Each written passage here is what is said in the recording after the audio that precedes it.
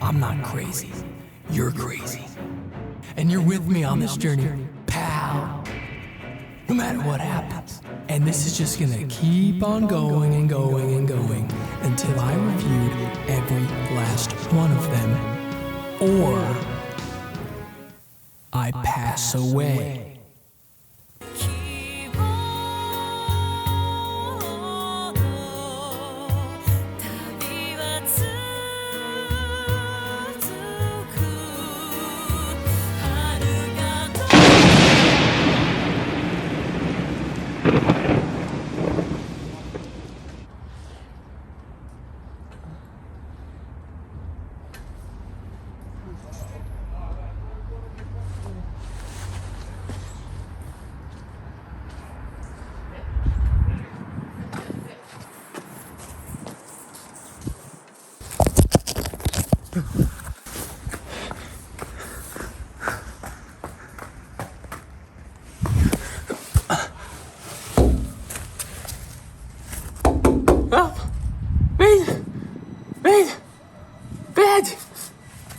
Bed, open the door! Open the door! Bed, open it! Yeah! Thank you, Bed! Thanks, Bed! Thank you, Bed!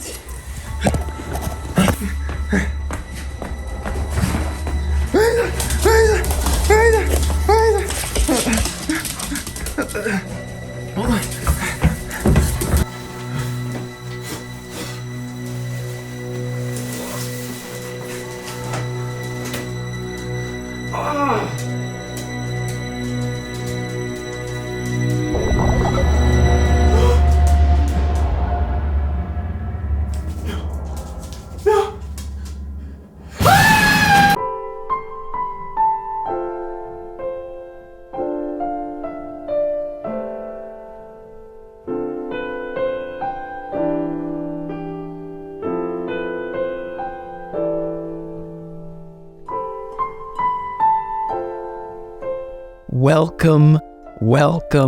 Welcome. Today is the second anniversary of reviewing every Final Fantasy or I die. It's been a whole year since I began that journey into Vanadil. That is the day I started Final Fantasy XI and was gone for 2 months and then made a 2-hour rant about it. But that was then, and this is now. Kind of crazy to think that in the first year of REFFOID we did main lines 1 through 10, and in the second year we did 11, 12, and 13. What happened? Spin-offs happened. Cheapness happened. But you know what? That's okay, because we managed to beat Final Fantasy XIII just in time, and there's a lot to talk about. I think it's fairly safe to say Final Fantasy XIII is the most controversial mainline title in the entire series. Fittingly, the flagship game of the exploitive era, as I'm calling it, the era where Square Enix is really putting money first. They don't intend on making any games unless they will reuse those assets. You know, everything to make more money off of cheaper labor and stuff like that. So 13, before it even came out, it was decided that this would be at least a trilogy. Remember back in the day when they asked fans directly if they wanted a sequel to 10? And we got 10-2 after that, and you know, some people have problems with that. But I think in general, the fan base thinks 10-2 is a fun game. 13, they went into it with this attitude of like, well, it's not gonna fail. It's the new Final Fantasy. And then, I think it's one of the least positive reviewed games. I mean, like, most places, IGN and GameSpot and the like said it was good, but the general consensus, a lot of people unhappy. And then they were like, oops, we're already basically making a sequel, and we're gonna make another sequel, and we're gonna also do spin-offs, because, ladies and gentlemen, this is only the first game in Fabula Nova Crystallis, which is the stupid name for what they're essentially calling the compilation of Final Fantasy XIII. 7 had to be regarded as one of the greatest video games of all time, and then still they waited like 10 years before they started adding to 7. But 13, nah, that's gonna be just as good. I've already decided. I should say I played the PC port. Now, some of you might know that could be a problem. The PC port is pretty notorious, pretty infamous. Lazily put together years after the original release on PS3 and Xbox. We're talking frame drops, we're talking crashes, and bugs galore. But, much like the Sonic franchise, the fans took the liberty of swooping in and fixing this game. There was a mod literally called FF13 Fix that just, Square Enix could have patched this game, but they just didn't. They left it there and ran away, I guess, to develop other games. But the community just made a patch. It fixes all the stuff. It's not guaranteed to work on all platforms, but they said that it kind of favors the NVIDIA GPUs a little bit more, which luckily I have. So I downloaded the FF13 fix. I downloaded the 4GB patch, because one of the things that was such a problem is they limit your RAM to like 2 gigs. No matter how much you can use, you're only allowed to use 2 gigs on 13, so fans patched that. There's this weird check where every single second of gameplay, the game is checking for another controller to be inserted. And that's just like eating up memory or processing time. So they removed that too, and they just fix it all up, basically. They removed the nonsense. And I'm happy to say this game ran buttery smooth, not a single crash, barely any frame drops, no bugs. It's all fixed. And this is why they say the PC is the master race, ladies and gentlemen, because this was a wonderful time. I even downloaded the HD updated models that fans have made.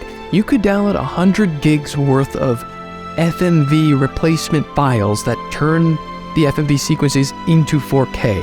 Now, I didn't have the time to do that, but what I did do was, apparently the sound, like the audio quality in cutscenes on the PC version is like actually bad, like low quality. So fans took the trouble of extracting the audio files from the PS3 version and giving you the files to replace.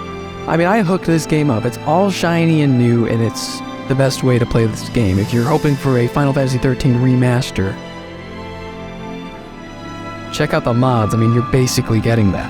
I don't know how bad the game runs without mods. I made sure they were all in there before I even launched the game, so maybe it's not even that bad, but either way, it was great for me. So, we've talked a lot already. Let's actually start talking about the game. Oh wait, we can't. Because there's something else we need to talk about first. A series of small stories centered around the main characters of the game were released on the Final Fantasy XIII website prior to release of the game. And eventually, after the release, like a week after, they compiled all these stories into a book called Final Fantasy XIII Episode 0, Promise.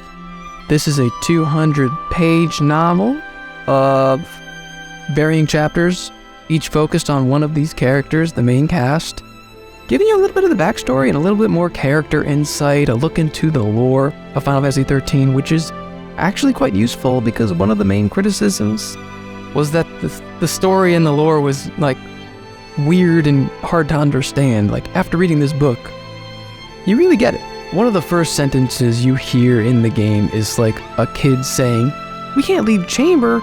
If we go here and see the Balsi, and we'll become Lucy, and then we'll be Seath after that." And I'm like, whoa. You're not even speaking English at that point. There are so many vocabulary words in Final Fantasy XIII, and this book helped out a lot. And also, just getting to know the characters a little bit more before you meet them in the game was really nice. The book contains a little bit of spoilers. So luckily, the community online helped me out and gave me like a chart of, here, read this chapter after the chapter in the game. After chapter 3 in the game, read chapter 6 in the book. They kept me going so I didn't spoil myself and still got all the insight that I want. This book is pretty cool, and for the purposes of this video, I'm just going to tell you some highlights of what happened. And also, it's a good way to introduce the characters to the story. So there will be a little bit of spoilers about stuff that will be revealed later in the other story section. This is a big video. Bear with me. Our first chapter focuses on Lightning. You know her. If you've never played this game, you know Lightning. She is girl with pink hair, and everybody compares her to Cloud She's similarly moody to Cloud. She's all business. She's not a jokester at all. And we see her first encounter with Snow, a big old jokester. Very opposite personalities here. Lightning is a soldier for the military force there, and Snow is like his own guy who started his own gang to also fight monsters and protect people, but like differently than the soldiers, I guess. So Lightning doesn't take him seriously at all. And then she finds out that, oh, you're dating my sister, aren't you? She was telling me about a weird guy in a beanie with blonde hair who was really annoying. That's you, isn't it? And they don't really hit it off, man. Lightning is stone cold and Snow is, well, he tries his best, but it doesn't work out for him. She kind of tells him off, moves on, and we're following her in the story where she is full of guilt because she's not spending enough time with Sarah. She's a dedicated soldier. Almost all hours of the day she's working.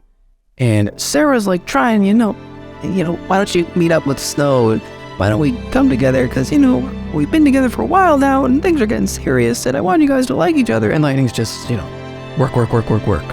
We also find out the important kind of inciting incident to the entire Final Fantasy XIII story. Her sister, Sarah, gets branded and turns into a l'Cie.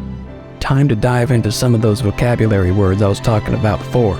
These characters live on Cocoon, which is a moon-sized, artificially created place, I think, and it's above a much bigger world.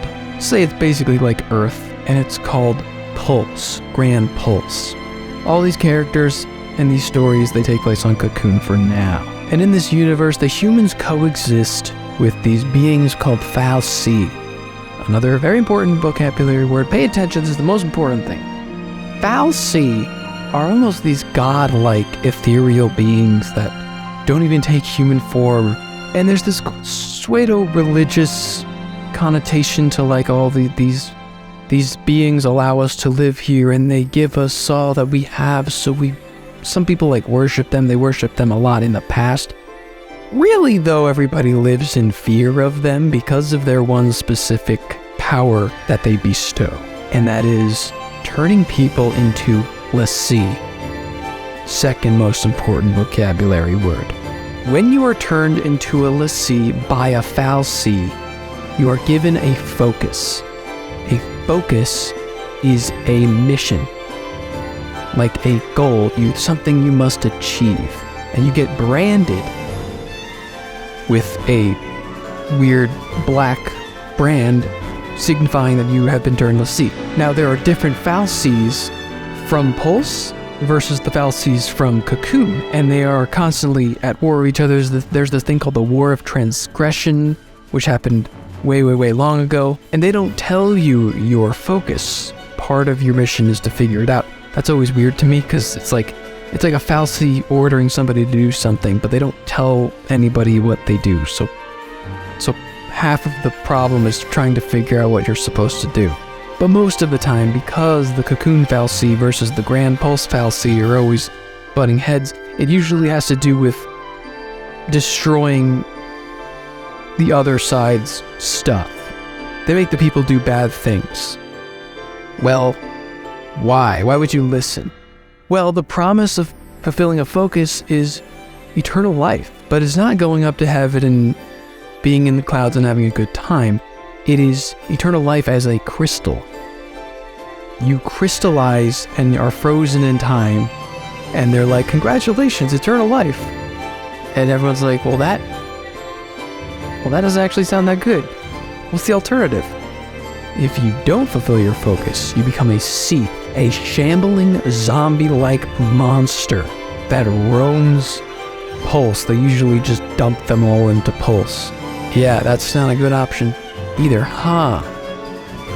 That's it, 2 options? Wow, those both sound bad. So yes, at any moment, if you encounter a fal'Cie, you risk becoming a l'Cie, and it's almost like your life is over right then and there. I think this premise is really cool. It's like this sci-fi fantasy, gods among men, puppeting them against their will, really, and how are you gonna face that? How are they gonna beat that? That's kind of what the game is. And yes, the inciting incident of everything is Sarah becomes a l'Cie.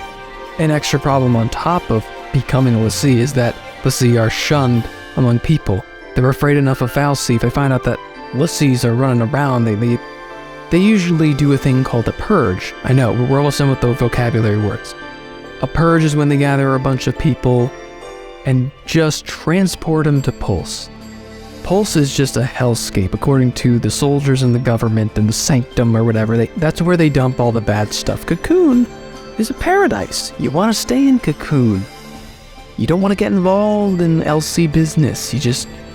Everybody gets purged. So, Sarah is in like 3 kinds of danger at this point. And Lightning doesn't even know. She's busy soldiering. Don't worry, all the chapters are not this long. That was just the intro to the story. Chapter 2 is focused on Snow and Sarah going shopping for a present. It's Lightning's birthday coming up. We're gonna have a good time. Yeah, I didn't tell her I'm a l'Cie yet. She's wearing this bandage around her arm, so nobody knows. Snow knows, though. And the thing is, Snow also proposed to Sarah, and they're gonna get married. And even after she becomes a l'Cie, Snow is so dedicated, he's so in love, they're so in love together, that he's like, no, we are getting married. Not only that, we're gonna find out your focus, and we're gonna figure out what to do with it. Snow is a dummy, but he's a pretty admirable guy, in my opinion. So they're looking around for the perfect present for Lightning, and they're like, you know what? We didn't tell her that we're engaged. We didn't tell her I'm a l'Cie. Let's just tell her on her birthday. Let's do it. Let's make it a plan. We'll all be together and it'll be happy vibes. So it's the best time to do it. So it's like, okay, Lightning's birthday is that a guy he hates is gonna marry her sister, who is basically condemned to death. Happy birthday. They decide to get her a survival knife because it's just something she'd like. Chapter 3, we meet our 4th main character, Hope. Hope is a little boy who has a mom named Nora who says that moms are tough. Because moms are tough. But this chapter is a little bit more focused on like the world, some of the established worlds that you may end up exploring in the game. Hope, as a character, doesn't have a lot going on, to be real.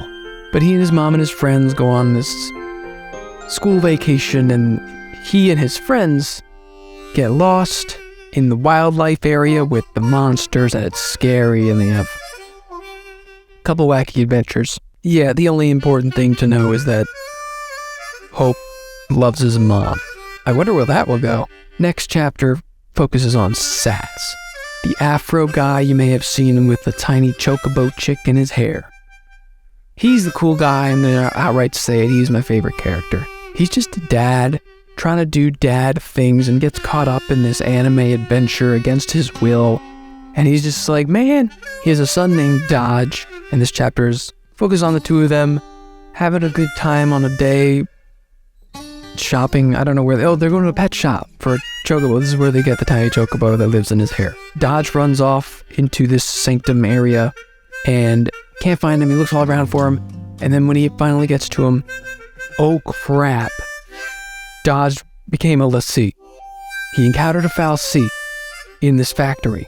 It's actually one that they knew was there. He's like a fal'Cie that runs things in the factory or something, and he's branded. Oh no! The real bad news is he has no chance to hide it. The government and the SciComm and all these people find out about it, and they take him in and take him away from Saz. It's awful. They run tests on him. They go like, okay, we need to find out what his focus is. We need to see how he can help us in the fight against the Pulse fal'Cie. They find out that he has the ability to sense beings from Pulse, and his senses were going off at the time. Well, I don't know what that means. The Pulse people, where are the Pulse people? He can even sense Pulse l'Cie. A Pulse l'Cie is a l'Cie who became a l'Cie because a fal'Cie from Pulse branded them. Sarah is a Pulse l'Cie. I know they're on Cocoon, but they actually ended up transporting a whole big like temple into Cocoon, because that's where they kind of get most of their architecture. They just rip it from Pulse and put it in Cocoon. And there happened to be a fal'Cie in that temple that Sarah explored, and that's where she got branded. So she's It's already bad enough that she's a l'Cie. She's a false l'Cie in the middle of Cocoon. That's real bad. So Dodge is actually sensing we as the reader know that, oh crap, he knows that Sarah's around. That's bad. I know this is a lot, trust me, it's the book. I have to talk about the book. But there's only 2 more party members left, and they're both covered in the same chapter. Vanille and Fang.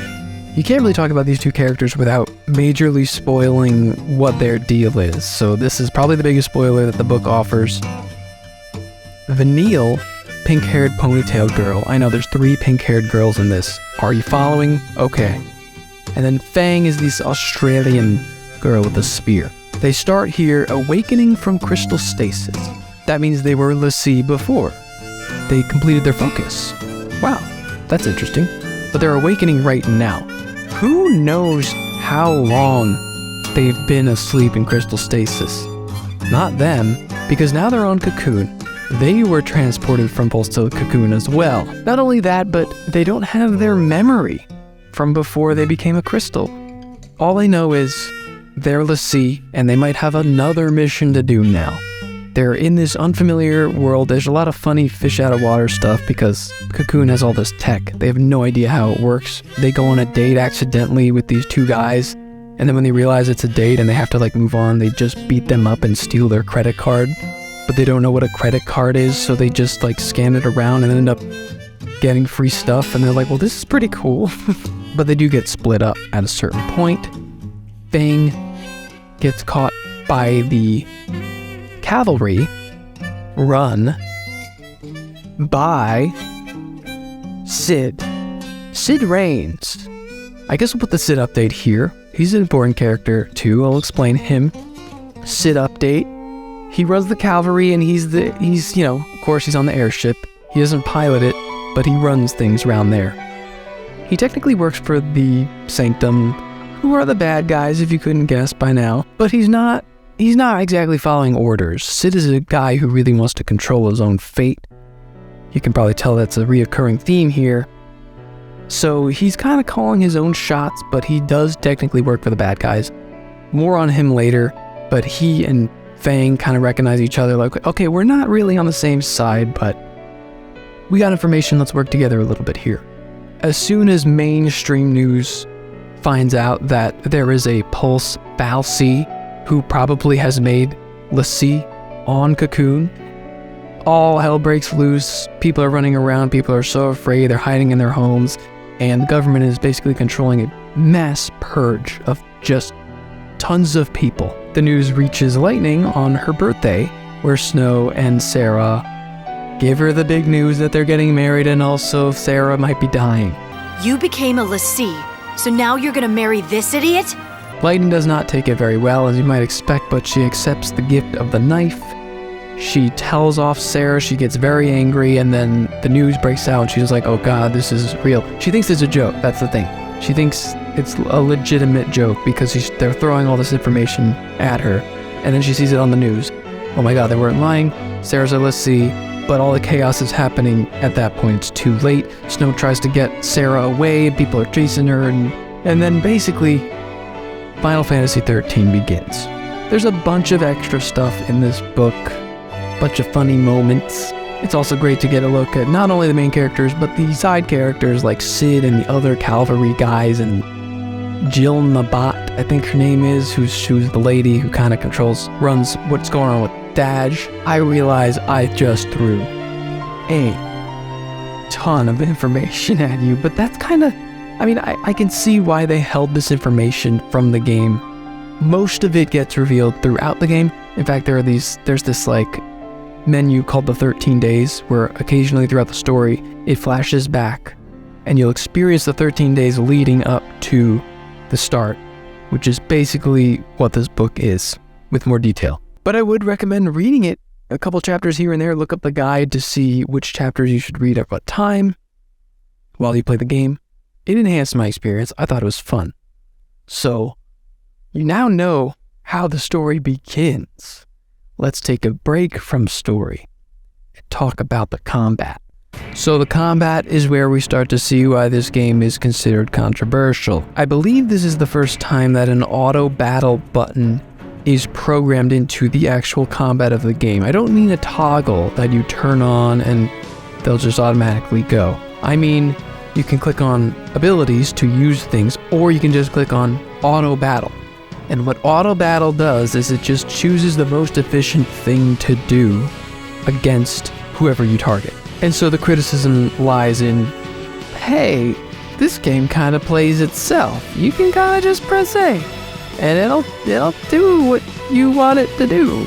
And it's faster than you choosing the move yourselves, because you actually choose a series of moves as well. You have an ATB bar. ATB is back, but you have ATB segments. 5 segments, you can input 5 abilities to use. As long some abilities take up 2 segments depending on how important they are. Most of the time you're just going to go attack, attack, attack, attack, attack, so you can get some damage in on a certain target. The auto battle will gain its knowledge about what's most efficient to do depending on how much info you have on the target. The more you battle the same enemies, or if you scan them with another ability, you'll unlock what their weakness is if they have that, and if they're resistant to melee or something like that. If they're resistant to melee, if you click auto battle, it'll automatically use magic attacks, stuff like that. You got characters moving around the board, they're all doing stuff at the same time, but you can't control movement, nor can you control your other party members. That's another big thing people have a problem with. You control your leader, that's it. The other guys are basically always doing auto battle based on their current role. We'll talk about the roles in a second. But yeah, it's just you playing the one character, and yes, if you die, game over. You are the most important character. The other people can die and you can raise them, but if you die, that's it. This is part of where the auto battle system doesn't always work, because if you're a medic, you will click auto battle and it'll cure whoever is usually lowest on health. A lot of the times, it'll specifically heal somebody else. I had a double medic pairing quite a lot, so whenever I used auto heal, it would be auto heal in that case, it would always heal the other medic. And what the game doesn't understand with its AI is that I'm the most important. If I die, the game's over. So I don't usually even care that much if somebody else is on red health and I'm on yellow. I'm healing me, because they can die, I can't. So that is one of the situations where you're not going to be able to just mash A through things. And there's a couple of cases where that will happen. But not being able to control other characters, it's kind of hard to get used to, because they don't necessarily do things 100% efficiently either. I'll have a guy who's in charge of buffing. So, okay, he's always going to haste first. That's the smart thing to do. He hastes himself, so he's faster. And then he hastes us, so we're all faster. Doing things faster is always the best thing you can do. And then he starts doing the other buffs, and there's so many buffs in this game. Most of the time, I just want my damage to go up, but he might spend time casting Protect and Shell, so we're shielded and stuff, and it's okay, thanks, but we're just trying to kill these guys. They're not going to hurt us that much. We don't need to spend 3 turns doing that when you could just give me more attack, and this battle would be over faster. You know what I'm saying? So the auto battle system, it's not always the best. This game also introduced the stagger bar to Final Fantasy, a separate from their health bar percentage. It starts at 0 and it goes to 100% as soon as you hit somebody, and then it keeps going up a little bit more. And the percentage is how much damage you're doing, so you can get to 200, 300% extra damage. And then you max out the stagger bar, and the enemy gets staggered, and the percentage still goes up, and then sometimes enemies will stop attacking, sometimes they don't.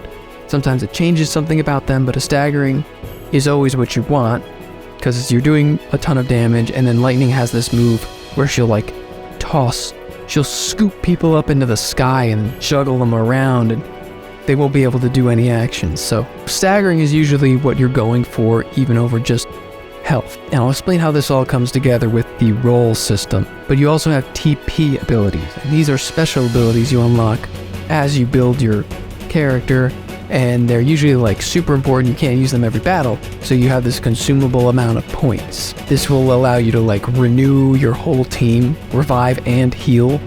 You can scan enemies with this ability. You can damage everybody on the field. Big abilities like that. You can summon. There's a little bit of a summon. Everybody has one summon they can use. I didn't use it much because there's a whole cutscene and there's a whole battle segment, but you can do that with TP as well. You recharge TP by scoring high rankings on battles. Yes, you are ranked on every single battle you fight in this game. It really doesn't mean anything except for the amount of TP points you can recharge. That's it. You'll earn the same amount of points for character upgrading. It'll show you a target time and you always try to get less than that. It is a cool system to see how efficiently you're going about it, because like a lot of Final Fantasy games, this is about tackling everything as efficiently as possible. If you're like 30 seconds below that target time, you know you're doing good, you're getting 5 stars. This gives every battle a bit of a curated feeling. It's like every battle is placed there with intent. There is no random encounters, much like 11 and 12. You can see enemies before you run up to them, but different than 11 and 12, you actually do enter a battlefield and it goes the thing and then you start the battle. That's nice because you know your battle won't get interrupted with like another monster walking over here and ruining your day. Being able to see 3 guys right there is a chance for you to rethink your strategy. Okay, I know those enemies. There's 3 of them now. I've just been facing like 2. Is that going to change anything? I don't know. I'm going to jump in and try. Then you fight them. Then you get graded. And that's most of this game. But being able to see them also helps because you can sneak up on enemies for like the first time in Final Fantasy. You can do a preemptive strike where you enter the battle and you hit everybody to get their stagger bar to like almost max, just requiring like 1 more hit to get to max stagger. This is really great. If you don't be lazy and you take a second before starting each battle, you can end up finishing the battle like 20 seconds versus 2 minutes because you'll just wipe through them if they're all staggered. It might seem simple, you know, you sneak up on enemies if you can.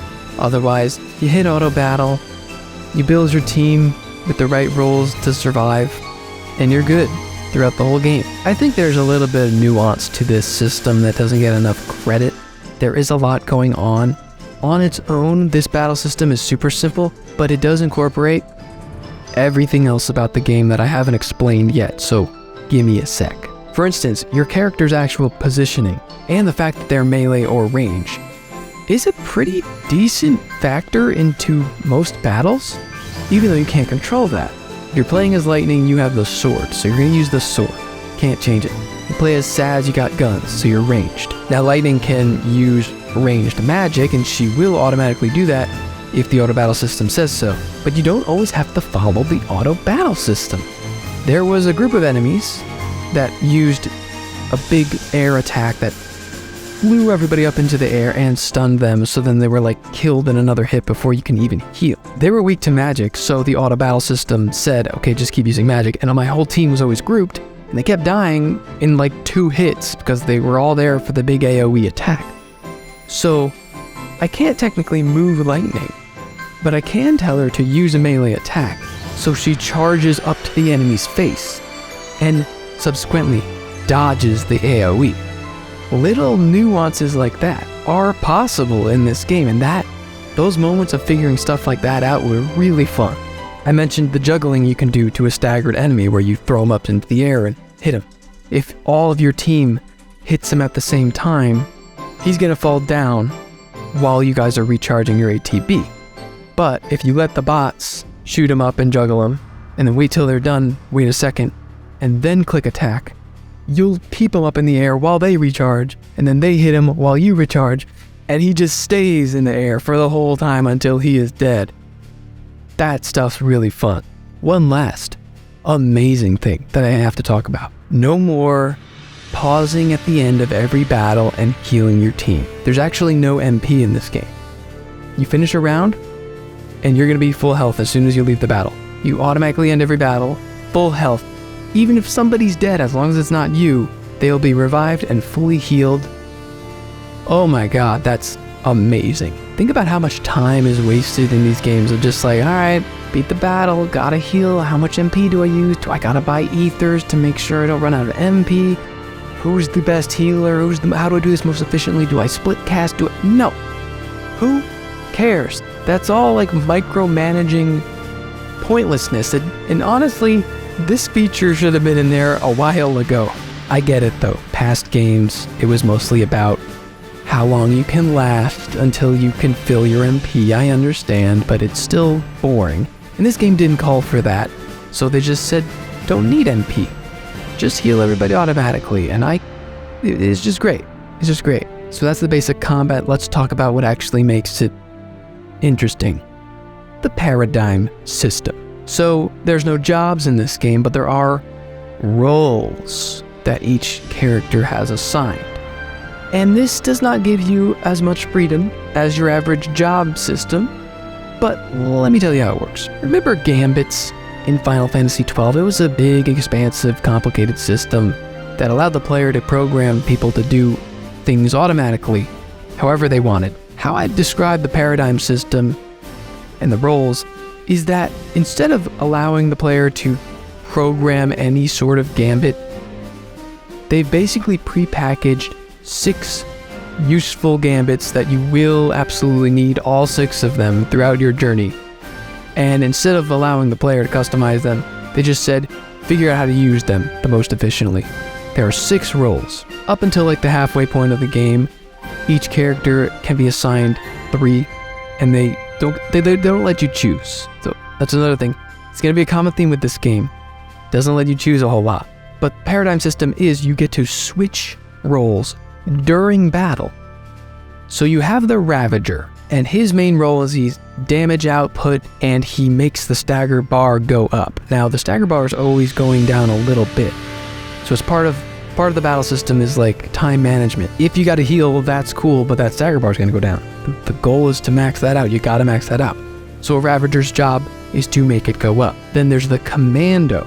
The Commando's job is to make sure the stagger system doesn't go down. Each attack with a Commando doesn't really make the bar go up, but it stalls it. It slows it down. So you kind of need these two in a combo to get that stagger bar and make it stay up. Then you have the Medic. They heal. Then you have the Synergist. They buff. They give you Protector, they give you Bravery, which better attack, or something like that. And this is an important note to make about the difference in the characters. So there's 6 total party members, there's 6 roles, each of them have 3, but if they have the same role, that doesn't mean they're going to play the same. A good example is Hope versus Saz. Both of those have access to the Synergist role, but Hope's Synergist will give Protect and Shell and the defensive things. Saz's Synergist will give you more attack, more magic attack, haste, and stuff like that, the offensive type of stuff. So, same role, but handled totally differently, and that'll play into which character you choose to be with you. Then there's the Saboteur, the debuffer. Same thing, a Saboteur can be different and do different things, but at the end of the day, they're both debuffing the enemy. So if you have a Synergist buffing you and a Saboteur debuffing the enemy, super efficient. Finally, we have the Sentinel. The Sentinel is a tank. They provoke enemies. They make sure that you're probably not going to play as the Sentinel as the leader. You're going to have somebody else do it so that you don't die as the leader and lead to a game over. They provoke enemies, they have high defense, and they have like a Steel Guard ability that'll make them take almost no damage from attacks. Hey everybody, attack me, do no damage to me, have everybody else kill you in the process. That's how that goes. And those are the 6 roles. What you do is you pick which of the 3 you're going to start the battle with, and then set up a bunch of other sets of those 3, mixing other characters' roles. So what I basically did was I had Commando, Ravager. My main team, I'll tell you right now, Lightning, Saz, and Vanille. I barely used anybody else because I just loved these 3 characters, and they were great for me. They did everything I wanted them to do. Saz made me go faster and stronger. Vanille was a good healer and good magic dealer. Lightning, main guy, gotta have the main guy. So Lightning was a Commando. The other 2 were Ravagers. Kill him. But we usually start the round with Commando, Synergist, Saboteur. Saz immediately hastes us and starts buffing us, while Vanille debuffs the enemy, and Lightning just gets some hits in. Then we change to the Double Ravager, where we're getting a lot of damage output. At that point, we're a little bit low on health. I switch to my Medic, Synergist, Medic. So Lightning and Vanille are both medics, and then I usually don't spend a lot of time in this role. That's my emergency, like, okay, we gotta heal, boom, heal, and then go back to doing damage. And then the other slots I had like variants in case I needed it, but that was my basic strategy for like the first half of the game. If you ever played Final Fantasy X too, I'd say this battle system is most related to that. Remember having jobs and being able to switch them on the fly in X too? It's just like that. It's a little more complex though. But the paradigm shifting, as they call it, that is the main crux of what makes this combat fun. Yeah, you're auto-battling, but you gotta pay attention. You gotta switch jobs at the right time, and you might still auto-battle as soon as you switch, but they're gonna do the things you need to do. You're in charge of making sure everybody's doing the thing they need to do the most efficiently at the right time. It's a fun battle system, most of the time. A problem with the first half of this game is that you spend a lot of it with only 2 party members split up across different areas, and then they slowly learn different roles, and then you're not even allowed to choose who's the leader. It'll just randomly pick after a cutscene, you'll be like, okay, now Hope's the leader, and you'll be like, oh, I'm playing as Hope, okay. But my team's the same, my strategy is not really different. I'm just gonna start buffing people, I guess, because I'm Hope. It really makes you itch for like, oh, just let me do it. Just let me do it myself. Let me choose the leader. Let me choose my team. Let me choose how they go. Please, just let me choose. It takes like 25 hours or something before the game finally says, okay, now you can choose. And I really don't know why it makes you wait that long. I think this game was really afraid of like new players who wouldn't get it. As a long-time Final Fantasy fan, just wanted to kind of get into it. And once I had access to Lightning, Saz, and Vanille and in their respective roles, I was set. My strategy was pretty good. The only thing I was missing though was a Sentinel. None of those 3 characters had access to it. That is, until the game said, yes, now you can have any role you want for any character. There's just a point in the game where it's like, now anybody can do anything. But it's not quite as simple as that. You need to unlock the roles. Let's talk about character growth, aka the Crystarium. So the upgrade system in this game is called Cristogenesis. You don't earn XP, there are no levels. You earn CP, Cristogen points. And really they're very similar to experience points. Instead of just leveling up, you get to see exactly which stat will increase. You have a little upgrade tree, and each little dot on the tree is a couple more points in HP, or strength or magic or something. Here's 6 strength, 6 magic, and here's 50 HP. You just keep going in a line. Because each character starts with 3 paradigm roles, each of them has their own little upgrade tree, and you get to choose how you spend your points on which role. The problem people have with it is the linearity of it all. Linear and linearity is going to be a word. It's the word of the day. We haven't talked about the linearity of the actual game yet, but this was like the icing on the cake. People were already upset with how straight this game is, and then the upgrade system is like just also straight. You just keep upgrading the dots. You can only choose which of the 3 roles you're going to spend points on at the moment, but otherwise it's just forward. Just forward. There are small branches of like, hey, you can go over here to get HP again, or just continue, and eventually you'll probably also get HP, and then, you can always come back to that branch and clean it off if you got points. Not a lot of decision making for you. It does open up a little towards the end of the game, but it really baits you in a specific direction even when it does start to open up. Because when you have like the level 4 tree, it's a little more expansive, just a little. And you could choose a little bit more about, okay, I really want to focus hard on Synergist or something, so I'm going to invest into that. And eventually I'll unlock abilities for Synergist, and he'll be like a good Synergist. But you see that on your Commando role, one of the upgrades you can get very towards the end is another ATB segment. There are few things that'll benefit you more than an additional ATB segment. That's the best thing you can get. But it's all the way at the end of the Commando role. I didn't want my character to be a Commando. Now it doesn't matter too much. Well, the only thing that changes is the abilities you unlock and how fast you unlock them. Otherwise you're just getting stats. But still, I wanted to go down a line of Synergist and get those abilities, and I couldn't because I'm just like, I have to get the ATB, right? That's just an additional thing you get to do every single turn. That's unbeatable. So I'm like, even though it opens up and I have a desire to go a certain direction that I want, I feel the need to go to this other direction. And that's a little annoying. But there's another way this opens up too. Like I said earlier, eventually all of the characters get access to all 6 roles, technically. And my problem was not having defense, not having a sentinel, so I decided, well, I guess I'll make Saz a sentinel. He's the guy who had health. I gave him the health boosts with the items and the accessories. He could be a good sentinel. After he's done buffing, switch over to that, and we can balance out that way, and we can have more defense. Now, upgrades get more expensive when you go to higher levels. So they're on like the 4th level, things will cost about 10,000 points just to upgrade once. The enemies give you more points to balance this out. But the thing is, when you unlock all 6 roles for every character, it costs like 8,000 points per peg on the tree just to start becoming a sentinel. And I'm like, I gotta spend a lot of my points, almost all of my points, just to make sure Saz has the ability to be a sentinel. The first ability you learn is provoke, so enemies will attack you. But if you don't have Steel Guard, the thing that actually makes you like a real tank, then being a sentinel is almost pointless.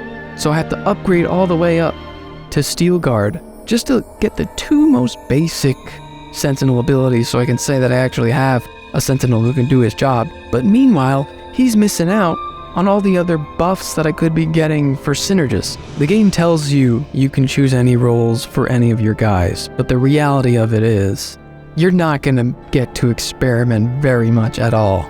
If you want that ATB bar, you have to focus on that tree. There's also one of the other trees will have an additional accessory slot for you to equip a new accessory. Like, that's incredibly useful as well. So you have to focus on that tree as well. And then you can focus on the tree you actually want the cool abilities for, and then maybe you can focus on getting a new role. I chose to prioritize Sentinel for Saz, at least until I could unlock Steel Guard, and then I moved on to getting the extra stuff for him. And he was kind of behind. In terms of Lightning and Vanille, they were fully upgraded, they had all their abilities long before Saz did. I don't get why they limited you like that. The very basic solution to this could have easily been make the new roles cheaper. Why did they need to be expensive? The characters who started out as Sentinels would cost like 100 points to get ahead 1 peg. It's incredibly cheap because the game, you start off early and you get small amounts of points, so it balances there. But there's no reason to make it so expensive immediately for the characters who are new to Sentinel. That bothered me a lot. I didn't give new roles to any of the characters except for Saz getting Sentinel. There was no need. But eventually, once I learned the extra powers for Saz, I unlocked Protect and Shell, which really made Hope completely worthless as a synergist. I never used Hope. Check out this footage of Hope being maxed out on his point cap for 9999999 points. I didn't upgrade him. Sorry, kid, but you're kinda worthless to me. And that's the upgrade system. Calling it a character growth, character build system may be a little exaggerating, cause it doesn't allow a lot of freedom. Your build at the end of the game will be different than somebody else's build, but the problem is you're not gonna really be able to do super unique things. Like, you gotta cover your 6 roles. Once you got that down, you're really just getting them more stat boosts. It's basically a glorified leveling up, basic experience points, getting more stats situation. This game has a lot of similarities to Final Fantasy X. So remember the sphere grid where everybody shared the same ginormous upgrade tree and they could go in different paths? That was really cool, unique, and interesting. And then towards the end, it allowed you to move around more, to like skip and get crazy abilities. Like, I was just missing that the whole time. Imagine the sphere grid, but instead of everybody sharing the same giant one, everybody just got one segment and couldn't move and just could only just go straight ahead. And then they reached the end and then there was nothing left after that. When you put it that way, it's pretty lame. And I think that's a fantastic segue to start talking about the exploration aspect of this game, or lack of exploration at all. This game's controversial for a lot of reasons, but by far the number one is the linearity of the entire game. Final Hallway 13 was the nickname many fans gave this one. Hey Michael,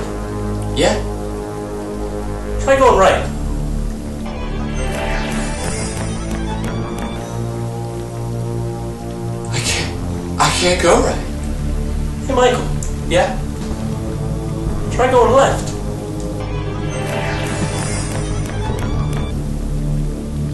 I can't go left. It's usually the first thing people talk about in their review of Final Fantasy XIII, but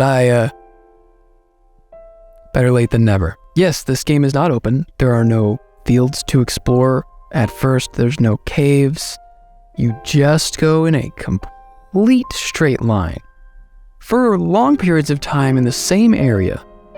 You don't get a choice of who is leading your party. You don't get a choice of your party. You just keep going, straight line, you hold forward, you do a battle, continue holding forward, do a battle, cutscene, hold forward, battle, cutscene. That is the entire game.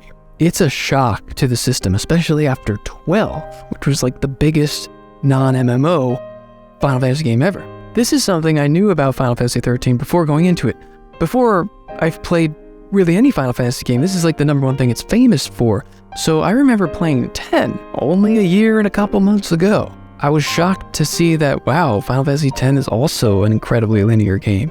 That game's a straight line. I wonder why people didn't call out 10 for that, but they called out 13. And as I started playing 13, I was like, yeah, straight line again. Why was this a shock? But by the end of it, I figured it out. In Final Fantasy X, you hit towns. You hit NPCs. There are special areas to do special things. There are more open areas than usual occasionally. There are things to spice it up. And ultimately, the story, the adventure, is about going from point A to point B. It's a trek going all the way to one specific place. The game couldn't have been open world and still tell that story. 13 doesn't have any of that. Not a single town. Most of the time, there's nothing. If you need a shop, you have your save point. Your save point has the shop, it has the saving functionality. You can upgrade your characters at any time. I guess you don't really need a town, but like, man, there's no variety to the sights, to the environments. The immersion, it feels so like just like a video game. You just go. There's no living and breathing world in 13. Even though this is the game with by far the most backstory and lore and world development, but it's not really shown to you. And to top it off, what is the story? Well, it's really a band of characters grouping together to figure out what they need to do and rescue Sarah. Saz has to rescue his kid, They all got their different goals, but there's not like a point A to point B kind of story. This story can go all over the place if they wanted to. I mean, it kind of does too. You go here, you go there, and Cocoon. But it's all, instead of being laid out and telling you to go to certain places, but allowing you to go to some side places like your average Final Fantasy, it is just squashed into one line. No side content, no side quests, no mini games. You just go, you do the same fights. And I get it. I get why people can't finish this game. I understand. It would help if the areas were more interesting, but a lot of them do boil down to like the copy and paste same floor, just like over and over. Couple of the same enemies, group them together with the other same enemies, have 3 instead of 2 enemies, just change it up slightly. And then it tells you to do a new leader and changes your party and hops around to the other people when the characters split off, but otherwise, just going forward. And I don't mind a linear game, but it needs something. It needs a reason. But 13 does this annoying Game of Thrones problem where they split everybody off very early, and you have like 3 different sub-stories going on at once. But none of them are very important. None of them are like getting things done. It doesn't make sense to me why they would do that for story reasons. It feels very, very fillery for the first entire half of this game. Like nothing happens. They're all just trying to figure out their focus. Spoiler alert, they all become l'Cie. So that's what the story is, and they don't have a direction. They're just kind of going. It doesn't make sense why they couldn't be at one party. The reasoning for splitting up is silly, but when the story comes together in a midpoint, it does start to get a lot more interesting. That first half, for some people, is too miserable to get through. I would not go as far to call it miserable, but it does get dull. I mean, the word miserable, I think about some of the Final Fantasy games I've played on this show for the past 2 years. I think I know what miserable is, and it's not 13. It's a little dull. That's all I can say.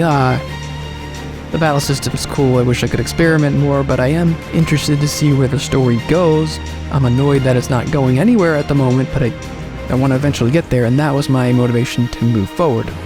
And I was rewarded at a midpoint story moment, because approximately 26 hours into my playthrough, the game changes and sort of becomes open world. Which is another thing I was told would happen, I knew about before I played the game, that it does eventually open up, and that was kind of another motivation going forward. But I got some things to say about the open world part of the game. Let's take a break though. I still haven't talked about the actual game's story. I've only given the prelude stuff. So before we talk about the open world, let's talk about the linearity of the story, how it actually plays out, and what these characters are doing leading up to that big moment. So I explained to you the characters, their motivations, and basically how this whole thing gets started. One way or another, they end up on the purge trains that are going to Pulse to just drop everybody off. Snow is in the same spot, trying to do the same thing but without lightning, in his own little group of friends and fighters that they call themselves Nora, which is an acronym for no obligations, rules, or authority. Hope happens to be there because they have a whole bunch of civilians who are just scared and don't know what to do, and he's encouraging them, fight with us, rebel against them, we're Nora, come join us. So Hope is there with his mom, named Nora, no relation. She is one of the few who stand up and say, I'll fight. Why? Because moms are tough. So she gets a machine gun and starts fighting for him, and Hope is like, Mom, what are you doing? Hope is very much an insecure, like, I can't do anything, I'm a bad fighter, doesn't believe in himself at all kind of kid. But problems strike when Nora pretty quickly just dies in battle. I think she falls off a cliff, and like Snow couldn't save her, Hope couldn't save her, she just dies. And now Hope is like, I already hate my dad and I haven't seen him in forever. And my mom's dead, oh, this is the worst day of my life. And from this point on, Hope has a deep vendetta against Snow. He blames Snow for what happened to Nora. And he's basically he wants to kill him, but he's way too much of a little baby to do anything about it. I mean, Snow is a pretty intimidating guy. Eventually they all end up in the same spot, the temple that is being transported back to Pulse. Because they're just the Pulse Val see that branded Sarah is allegedly still in there, and they're just porting the whole thing back so that everyone on Cocoon can be safe. So they all ended up in the temple, they find Sarah, there she is, wow, we did it, we found her. Snow hugs her, and they're all like, oh, we found you. She turns to crystal. I guess that means she fulfilled her focus, and nobody knows what it was. Also, I guess she's just a crystal now forever. Oh, well what do we do now? And they get invaded by SciComm, the Sanctum military people. And they run off, they fall away, and they stick together a little while longer, and they run into a Fal'Cie. It's deep and dark, nobody knows what's going on, and then all of a sudden, the Fal'Cie takes them, wraps them in this ethereal beam, and they're all like, and they all get branded. Oh no, they've become LaCie now. Liz just got a whole lot worse. So question 1, where's Sarah? Question 2, what's our focus? Question 3, should we fulfill it? Is it even possible? What happens if we do? It's all a mystery. Not soon after, they do run into Sarah's crystallized body. They say some sad words, and then SciComm invades again. Snow says, I'm not leaving Sarah, you guys go on without me, I'm gonna be here. And he just starts punching the crystal. This is the point where the game gets a little fillery for approximately 15 hours. This is where people split up and nothing really happens, and story-wise they just sprinkle in backstory events that I've already explained. So we're gonna skip ahead. Vanille and Saz do a lot of bonding. He confesses to Vanille what's going on with his son, how he became a l'Cie. Eventually, Vanille reveals to him that she was there that day when Dodge became a l'Cie. Not only that, but she didn't just become a l'Cie in that moment when they all met the fal'Cie earlier. She already was a l'Cie. And she was crystallized, and she woke up recently and just found herself here, and she just wants to find her friend Fang. Saz was growing close to Vanille, but now he's just absolutely pissed off. He's almost driven to murder, like he's gonna shoot Vanille where she stands. He goes crazy. Meanwhile, Lightning and Hope are together, bonding over their hatred of Snow. Lightning gives him some words of encouragement. She even bestows upon him the combat knife that they gave her for her birthday, and then he starts to use it. She kind of regrets it later as Hope starts saying some real bad stuff, like he's actually gonna slit Snow's throat with that knife. And she's like, maybe I shouldn't have told him to be super tough and don't let anyone stand in his way no matter what. Maybe that wasn't the best advice. And then a bunch of stuff happens. This is the fillery part. And eventually, Hope and Snow get together. After all he's been through, Hope is like, all right, I'm gonna kill you. And Snow's like, what? But they're interrupted by bad guys again. And then Hope ends up like dangling off a cliff because he's really no good for anything. Snow saves his life, absolutely saves and kills the guy who's gonna kill him. And then Hope starts to rethink everything. They have a bit of a heart-to-heart. Snow realizes that that was his mom that died earlier, and he's like, oh, that's why you hate me. Listen, kid, we're in this together. I'll never forgive myself, yada, yada, yada, but we gotta do this or else we're gonna be zombies. So it's like, okay, all right. They come together. Hope is not crazy anymore. Saz is really upset with Vanille still, but at this point, they're just running through Cocoon and trying to find his son, because now that all this chaos has happened and they're revealed on the news to be l'Cie, he's just trying to get him. And he does. He runs into Daj, his son. My God, my son, we found you. He's still with the government. They're still running tests on him. And this girl who was working with him in the book, you can read all about that. But she's like, hello, Saz, this is your son. There you go. Oh, thank you. He crystallizes. Again, we found him. Oh no, he's crystal now. What was his focus? Well, the lady who's in charge is like, well, I have a theory. I think he had the special power to detect pulse l'Cie, which happened to be what you guys are now. We totally just baited you into coming here. Now he's a crystal. That was totally his focus, and now we're gonna get you. They try running away, but then Saz just like totally gives up. He's like, I was only in this for my son. You're a total liar, Vanille. I'm gonna kill myself. And the camera cuts after a gunshot against his head, and you're like, wow. He doesn't actually do it though, but the two of them are taken prisoner soon after that. Finally, they all come together again, and this is really like 20 hours into the game. They're all finally together. The game starts opening up, you get to start choosing your party and all that. And you invade the Sanctum with the big Pope-looking guy who's the leader of it all. He reveals he's a fal'Cie. Apparently, fal'Cie can take human forms, and he has been a fal'Cie the whole time, leading this whole place. Everything is corrupt. Big boss fight, really fun boss fight. You beat him, but he gets away, of course. This is when he reveals most of what's going on here that we've been wondering. He says, don't you get it? You pulse l'Cie have always had the same focus, to destroy Cocoon. And I'm the leader of Cocoon. That's what your focus was, and you know what your sister's focus was? Her whole purpose was just to get you guys together to start this whole thing. And you will do it. You will destroy Cocoon. And then they get separated, they blow away, boom. And they're all like, if that was our enemy, that was the bad guy, why did he tell us exactly what we're supposed to do, which is kill the place that he owns? That's kind of sus. And they're like, yeah. I don't know how much this changes. We still gotta move forward, and I don't even know what we're supposed to do. We're just a bunch of guys among gods. What are we supposed to do? You meet up with Sid again. Oh boy, Sid, are you like good or bad? I still don't know. And then he reveals his brand. He had become a l'Cie.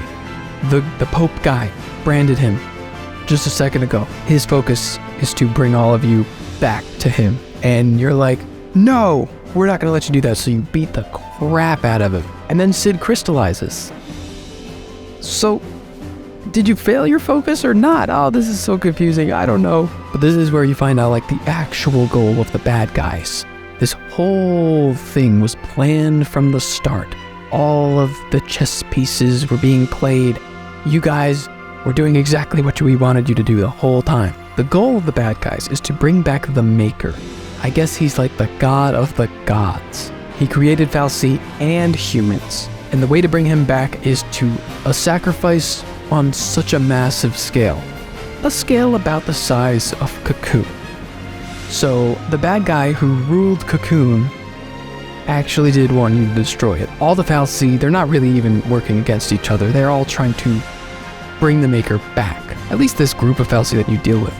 By their nature, Fal'Cie are unable to interact with planet-sized events on that level, and that's why they get l'Cie. All l'Cie have been branded specifically for the purpose of eventually sacrificing Cocoon and bringing Maker back.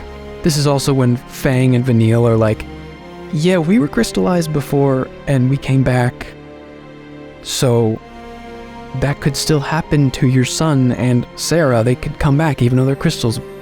There's gotta be a way to do this without just succumbing to what these gods want us to do. So now all the cards are on the table. Their focus is to find the power source Fal'Cie of Cocoon, destroy him, thus destroying Cocoon and sacrificing everybody and summoning the Maker.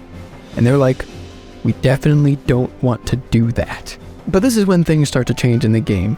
They end up falling onto Grand Pulse. After all this time, 26 hours of gameplay, hearing nothing good about Pulse, like Pulse is a total hellscape, you don't want to go there, bad, bad, bad. They end up going there, and it's just like wilderness. It's grassy fields. It's beautiful flowers. It's dangerous monsters running around, but they're just living their lives, you know? It's just like the jungle or something. It's just nature. It's not a hellscape. Either way, we kind of need to get back to Cocoon. But let's pause the story there and talk a little bit more about gameplay, because this is the open world part of the game. So our heroes touch down on Grand Pulse for the first time, except Vanille and Fang, who were from there. They've always lived there, and you know. Point is, it's a big open field, grassy field. There's not just one direction to go. It can go left or right. I could run up to this giant monster who's like 10 stories tall and try to fight him and fail, but I can do it. You even get to see this little thing called a Seath Stone, where it's just basically a side quest. All the side quests are just like the hunts from Final Fantasy XII. Remember those? Basically just a bounty where you gotta go and fight a guy, gotta hunt down a guy, kill him, and that's the side quest. They're not really standard side quests where you talk to a guy. There's still no NPCs in this game. There's no people. You're all alone out here, just monsters and Seath Stones. It's a big moment, and boy is it a breath of fresh air. But you start following the destination markers on your map, and before you know it, you're just going down a hallway again. It's like a bait and switch, man, seriously. There's the one main open field.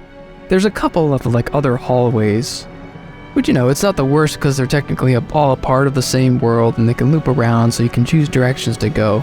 But when you get on track to the story and you stop doing side stuff, complete straight line. Again, just a complete straight line again. So, I don't know, people legitimately describe this game as open world, and I'm like, no. It's absolutely not open world. There is an open section with side quests, but that's it. It's still a linear game. I would call it like a prototype of an open world, because I don't know if I describe past Final Fantasy games as open world, even though you can go in all sorts of directions. The stories are still linear, the areas are just open. And there's side quests to do in those games, not so much in this one except for the hunts. But this game is missing so much from what you expect from an open world. Like a map.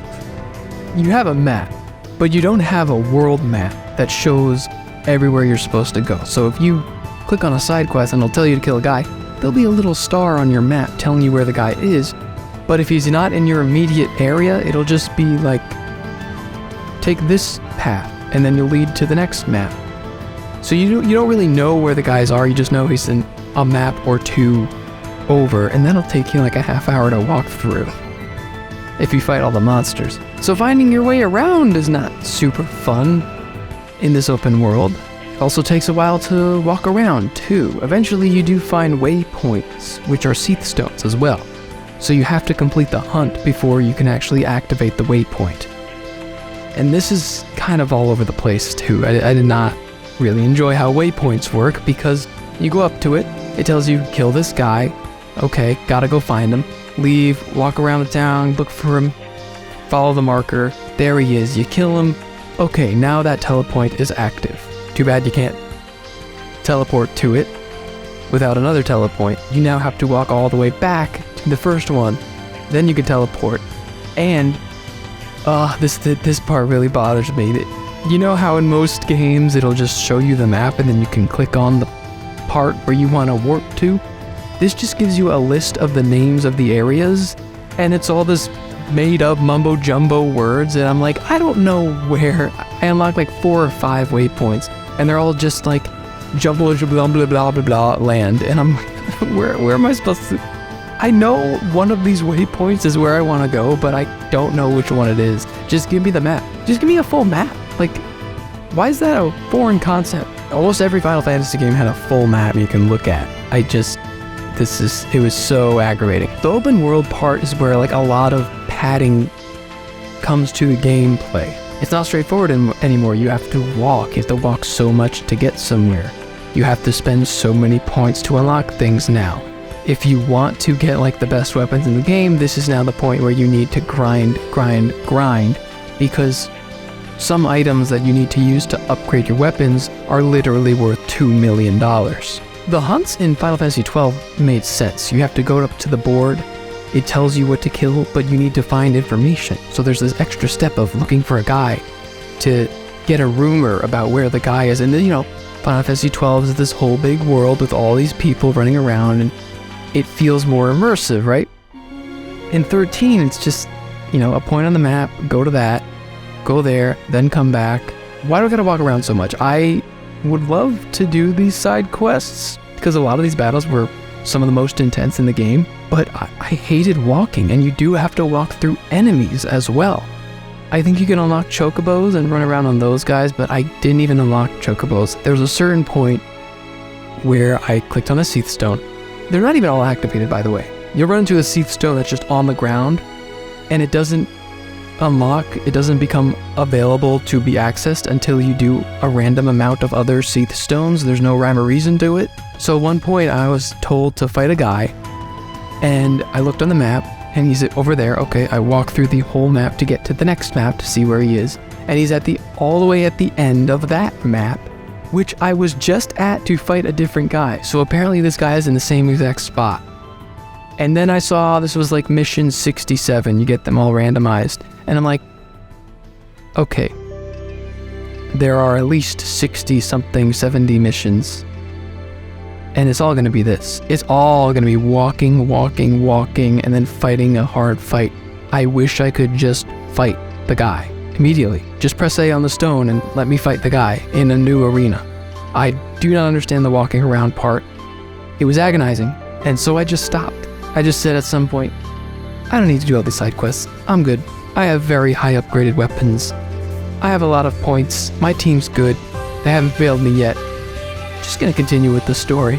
And I didn't end up exploring the open world part very much. And once you get hooked on that path, the whole game is linear. You explore a tower, which is a whole linear section, and then you get to the next chapter, chapter 12, which is back to what it was before the game even tried being open world. Eventually, towards the very end of the game, there are teleport points that can lead you back to Grand Pulse, I believe. So it's like, you don't have to worry about missing out on side stuff. That you don't have to do everything in that one chapter before you continue the story. I think they do plan for that, so that's good. But yeah, after being hyped up about, don't worry, 13 opens up, it opens up later, I was like so underwhelmed by that. It was nice, it was pretty, it was a great change of pace and scenery, but I got bored with it quick and just wanted to see what happens next in the story. So why don't we check what happens next in the story? Here's what happens after Grand Pulse and towards the very end of the game. Spoiler alert. Vanille, she's been lying the whole game. She lied about being there when Dodge was turned into a l'Cie. She lied about losing her memory. Fang actually lost her memory after they awoke from Crystal. Vanille just lied because, you forgot your memory? Yeah, me too. I don't know why she lied about that. She really hates being a l'Cie and fulfilling her focus, and Fang is very much like she hates Cocoon, and if her focus is to destroy it, heck yeah, let's do it. So Vanille is just like, I forgot, I don't know what we're doing. So she lied about that. She also lied that she met Sarah this whole time. Up to this point of the game, she's like, yeah, I did meet Sarah on the beach that one day. Yeah, I met her, and I feel like I'm, maybe partially responsible for what happened to her and all that. And everyone's like, Vanille lies so much in this game. It really, this was like the breaking point for me. Like, Vanille, what are you doing? Are you on this team or not? She's just a stupid little girl who lies. Anyway, you meet up with the Pope guy again, the big boss you fought earlier, and he says, well, you fight him again first of all, but then he says, I'm puppeteering Sid now. I awoke him from his crystal stasis because his job's not done. I'm using him to get you guys to destroy Cocoon, ha ha ha. And we're like, oh, okay, I guess we'll just kill Sid again then. And you move on, you finally escape Grand Pulse back to Cocoon, and this is where things start ending for real. They're hell-bent on not completing their focus. They will not give in to this Pope guy. So his new strategy now is he's not going to convince him, he's just going to crush their spirit to the point where they just have no choice but to give up. This is reflected in the gameplay, which spikes a lot in the final area. A lot of fights that take up a lot of time and were kind of hard to get through. But I forgive that because it's such a tradition with Final Fantasy, isn't it? You finally make it to this fallacy you're destined to destroy, Orphan. He's like the power supply of Cocoon. If he dies, Cocoon falls, and that's your focus for you. So they're all sitting there like, no, we're not gonna destroy you, we're not gonna fulfill our focus. But then you fight Orphan. It's like, oh, this is the boss. If you kill this boss, you're fulfilling the focus. You did it. I don't know. I guess we gotta kill him anyway because final boss. There's like 3 forms. It was pretty intense. I enjoyed it. The last form is like, he inflicts doom on the main character immediately. So it's on a time limit. And you have you can't remove doom. So it's like, you have to figure out what this boss is doing, what's the gimmick, how you do it most efficiently, and how do I do that? I kept attacking it with like a character who wasn't doing any damage, and I didn't realize it because, they play themselves, and I was focused on what I was doing, and I was like, oh my god, I'm wasting time. Should I even debuff him now? Should I just buff me? I need haste. Okay, everybody just go, just hit him. And I beat the boss with like seconds to spare. It was awesome. Fang at this point almost betrays the whole team because she kind of does want to kill Cocoon, so she turns into this monster. Everybody else turns into Seath, which was just like, what? But we're basically fulfilling our focus. Are we too late? Did we run out of time? Oh no, but they remember their adventures and their friendship and all that, and they turn back to human. Sure, why not? At the defeat of Orphan, Cocoon does start to fall. They're all falling out of the sky. They come together, but then Vanille and Fang are separated from them, and they're like, guys, come with us. I don't even know what's happening right now, but we gotta stick together. And they're like, no, trust us, we're good. They summon Ragnarok, which was Fang's first focus. They summon Ragnarok to destroy Cocoon, but instead they use him to like hold Cocoon up. And then Fang and Vanille spawn this giant crystal tower, and they crystallize imbued inside of the tower, and it just holds Cocoon up. Just like you can see it right from Pulse. It's just a big tower holding up this planet-sized thing, and it's not crashing down into the earth anymore. It's not being destroyed. It's hung up.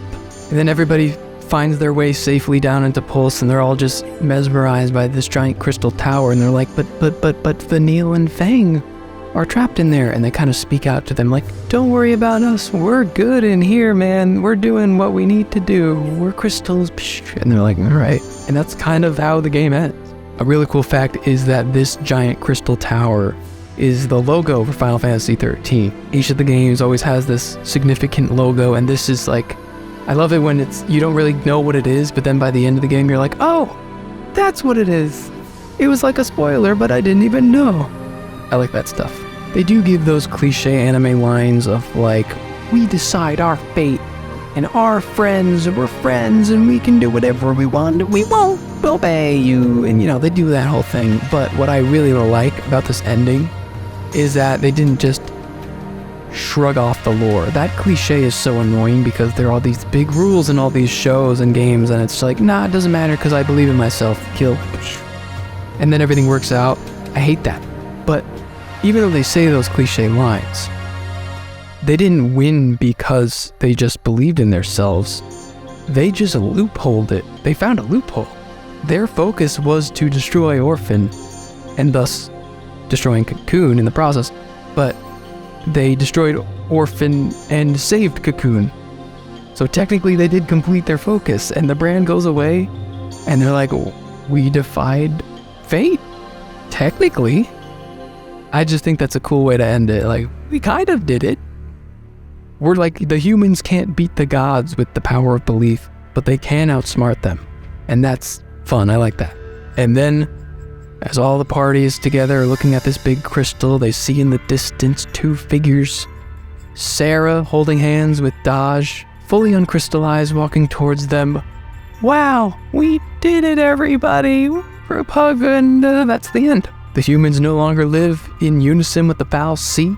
At least I don't think so. I mean, the Foul Sea still exists, right? I guess there are some unanswered questions, but the goal of the game was to rescue Sarah and figure out how to fulfill this focus without dying. And they did it. So cool. And that's the end of our story. Or is it? We have one more thing to talk about until we're done. I swear. It's called Final Fantasy XIII Episode 1. What, you thought 0 was the only episode? This is basically just an extended epilogue of the game.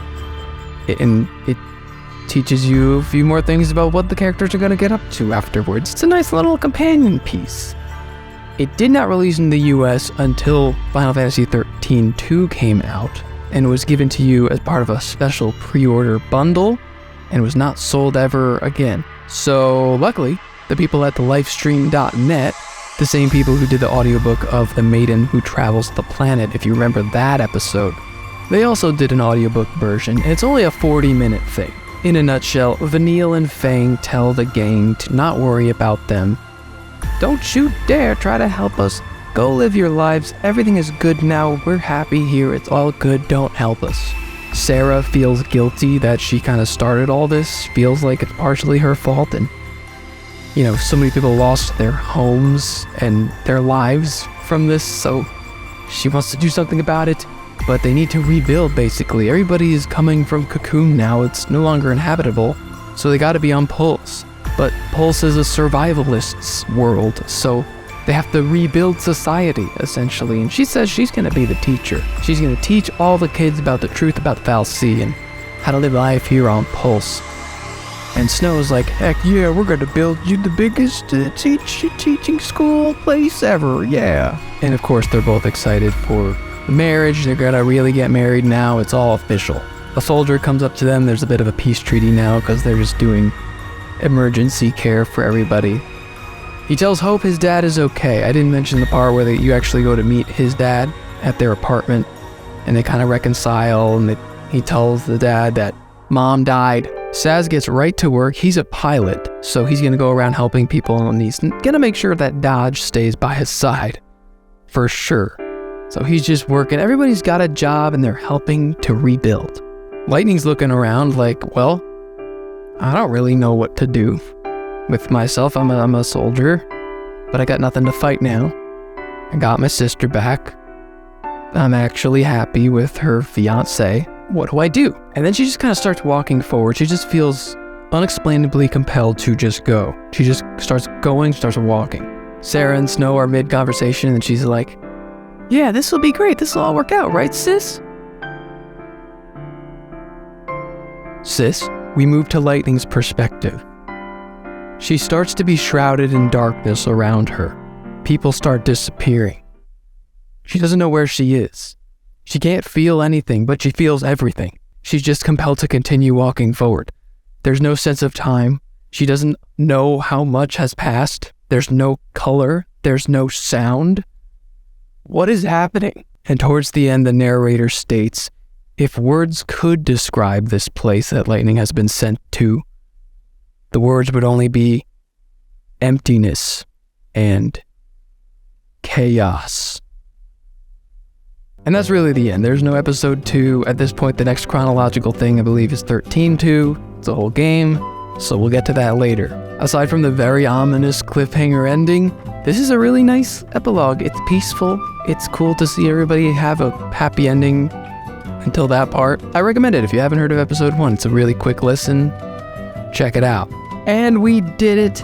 That is the full expanse of Final Fantasy XIII, the prequel book, the sequel book, the whole game in between. This is, I think, the second longest video on this show. I'm kind of surprised because it is kind of a straightforward game, but there's so much controversy around it and there's so much lore to talk about. I've said often on this series that I do enjoy when a hand is dealt to me, and my challenge of the game is just figuring out what to do with those cards, as opposed to a game just letting you freely do whatever you want. Because I end up having a lot of complaints with those kind of systems. And yet I think Final Fantasy XIII definitely just dealt me cards, and I wasn't super satisfied with it all the way through. Yeah, and I don't think it's as simple as this game is linear, and that's what makes it bad. I don't even think this game's bad. I can definitely see why people couldn't get through it because they were bored, but in terms of slow, like RPGs, you can do so much worse in the Final Fantasy franchise.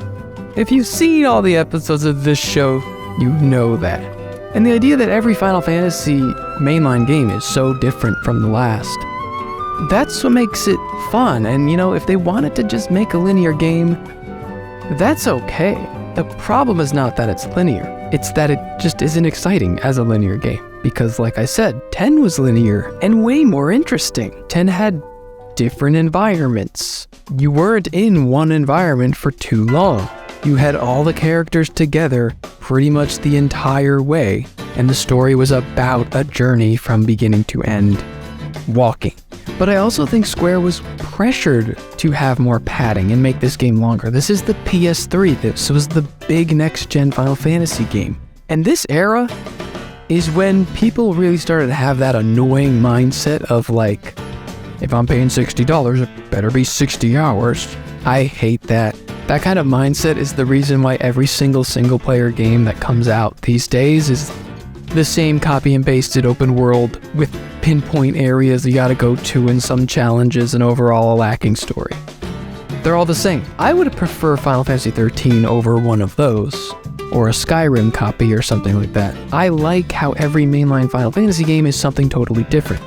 You can see the inspiration of the past games, but they have their own identity. That's what's fun about the series, and if they decided we wanted to do a linear game this time because we wanted to tell a deeper story with more lore, that's cool. If you wanted something open, maybe the next one will be. Oh, the next one's a massive multiplayer online RPG? Okay, there you go. I want to read a quote from the director of this game in response to the criticism of it being too linear. He thinks the lower than expected review scores resulted from reviewers approaching the game with a Western point of view, and reviewers were used to games where the player was given an open world to explore. He noted this expectation contrasted with the development team's vision in that, quote, "It becomes very difficult to tell a compelling story when you're given that much freedom." I've literally been saying that the whole show. Go back, watch the other episodes. I almost say that exact quote. The freedom's all nice, but then the story is boring usually, as long as the story is handled correctly. I think if you cut all the fat out of this game, it would be like between 20 and 30 hours, not over 40. But if that was the case, people would be whining about it. They would be saying, this game's too short. I spent $60 for a really nice, great story that was 20 hours and I didn't have really any complaints of. But that's not worth $60. I hate that. But is the story more compelling than, say, Final Fantasy XII's story? I'd say so. I like the characters more in this game. You can tell that a small boy wasn't shoehorned in to be the main character. It didn't have a boring kind of generic medieval style. It had a really weird and new and interesting sci-fi style. It has the deepest lore, unironically, of probably any Final Fantasy game, except for maybe 7 post-compilation. But all that said, I still don't want to conclude that this game was worth a 40-hour straight line for the story that we got. It could have been more interesting. It should have had less padding, and that would have changed things. That's not really something you can change in a remaster, though, unfortunately. The simple fact that it's linear, though, is not what hurts this game. It's the filler, the slow pace, the unimaginative level design, the lack of variety aside from setting, no towns, no NPCs, no side quest, until the little open world part, which in my opinion was poorly handled and not even worth exploring much. Walking forever, hunting missions that waste so much extra time, no access to a full map, not enough waypoints, and some people hate the gameplay on top of that, because it, quote-unquote, plays itself. Now that I don't agree with. I actually think the gameplay is pretty innovative and cool. It can take a while to get used to, but complaining that it plays itself, I feel like is a little hypocritical. There is an inherent problem with JRPGs, like as an entire genre, especially turn-based. They just take so long to do things. It's so hard to keep a player engaged. 40 plus hours, that is so long. To just keep killing the same enemies, over and over. All of these games do that. And if you don't like JRPGs, chances are it's because your tolerance level for that is extremely low, and that's reasonable because it's slow. It's hypocritical to say this game plays itself because are you telling me that in the updated versions of the old games, you don't use the auto battle toggle ever? You don't use the speed up button? Are you seriously telling me that? You played through Final Fantasy XII and never turned on high speed. You never wanted to rush through a battle. You never got tired of selecting the same attack over and over. 13 just does away with it and lets the computer do the auto battling for you, and it doesn't take away from any engaging decisions because the decisions come in the paradigm shifts, shifting at the right time, making sure you stay alive and kill the enemy as efficiently as possible. I'm still engaged. People say this has the worst combat in the series. What? You're telling me Final Fantasy IV, the original ATB system, is more engaging than this? There's so much going on in this. There's so many extra mechanics that play into it as well. 4 is just wait and then attack. Wait, attack. To say 13 is that, it's just over-exaggerating. I mean, I played Final Fantasy IV the after years not too long ago, and let me tell you, I don't miss that gameplay. After all I've seen, we've really come a long way. You know what complaint I had with Final Fantasy XII? It literally played itself. You actually have to pay attention in 13. If the leader dies, that's game over. You can't let that happen. In 12, if anybody dies, well, you've already pre-programmed them to top prioritize reviving people. So that's what they're gonna do. And then they're gonna cure him to full health and then the battle will continue. You can literally walk into a battle in 12, turn on high speed, and let go of the controller, and you'll win. I mean, I basically did that for the final boss. I talked about how underwhelming it was towards the end. In 12, I would just run, I would hold up and run through fields just to get to where I'm going, run into enemies. I'm going at 4 times speed because I can't be bothered. I'm killing everybody in my way, no problem. By the time I get to the final boss, I'm basically doing that too because his health bar is so big and I'm not doing anything. I'm just, switching it on. Maybe people were more forgiving because you actually yourself had to program their auto battle mechanics. So it was like, you can still take credit for it, whereas 13, the game decides all the things, but I don't know, that's a stretch. You still have to think when playing 13, you actually don't have to in 12, unless you're fighting like a legit boss or something. But if the final boss is not considered a legit boss, that's kind of a problem in my opinion. I just think this gameplay has a lot more complexity than people give it credit for. I didn't even go over weapon upgrading, which is like a whole thing that also can help you in the battle. The weapon versus the rolls versus how you change your rolls versus how you choose to upgrade in the Crystarium. It all comes together.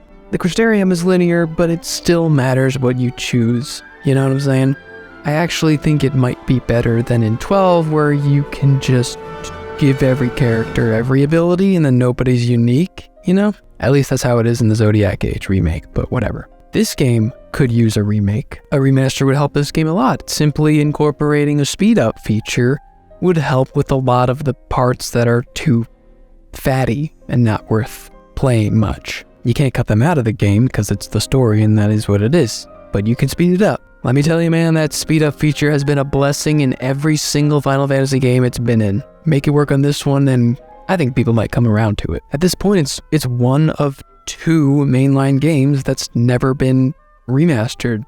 This and 9 might be controversial to say, but I did say it in my review that I think Final Fantasy IX is the game that most needs a remake.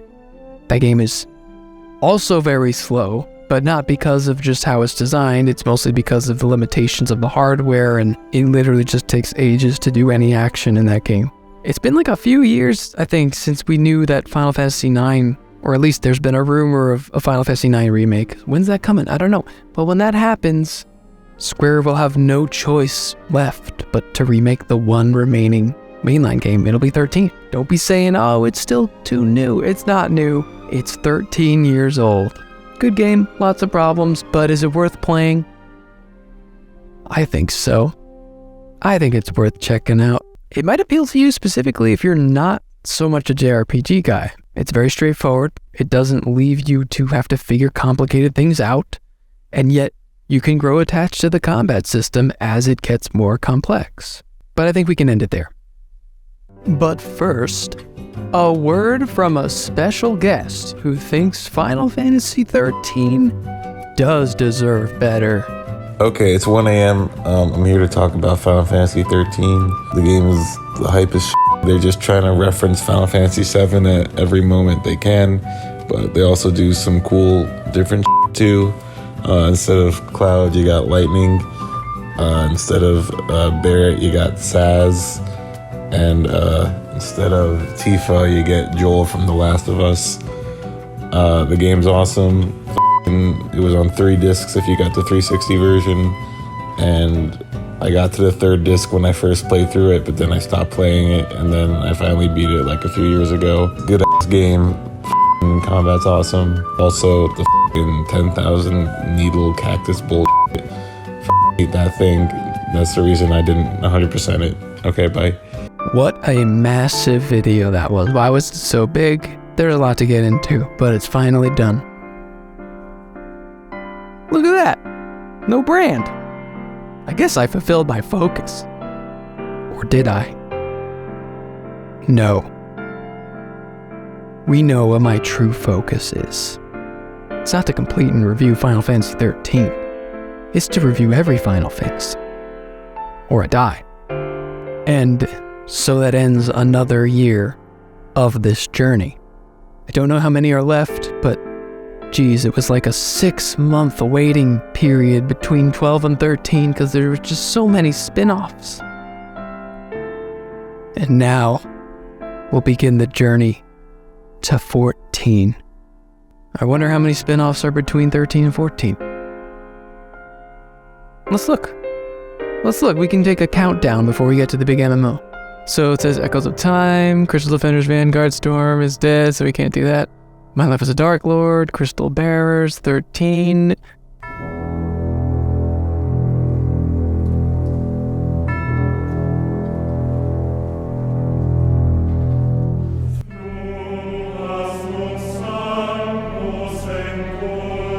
It's now.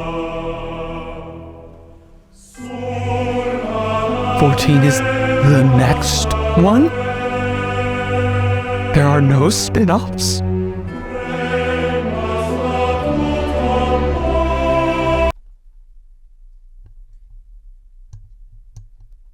Okay.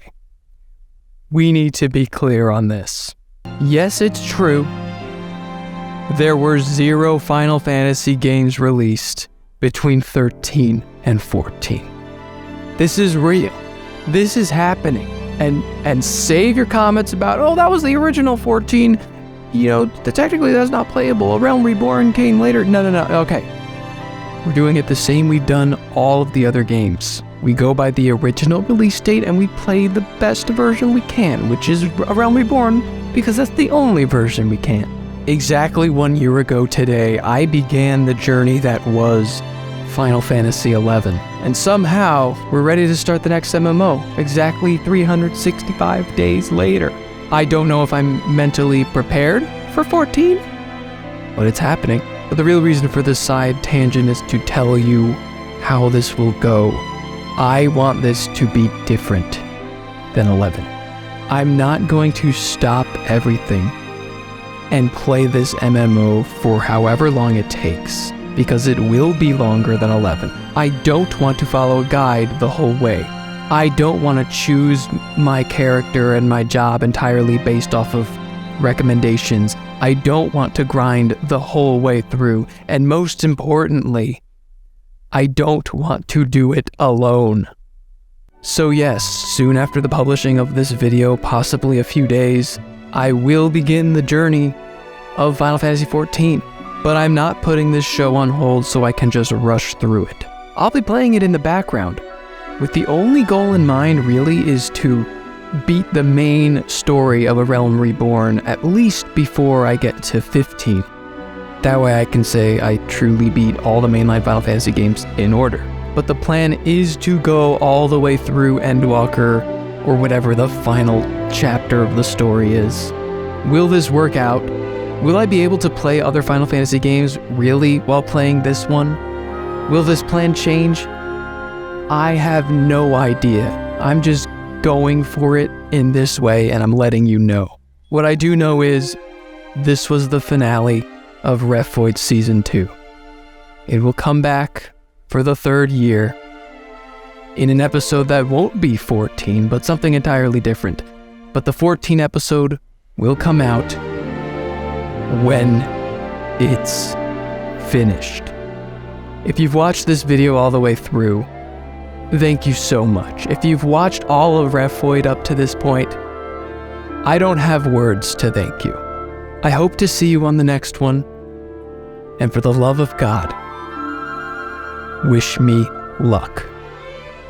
Or should I say, wish us luck.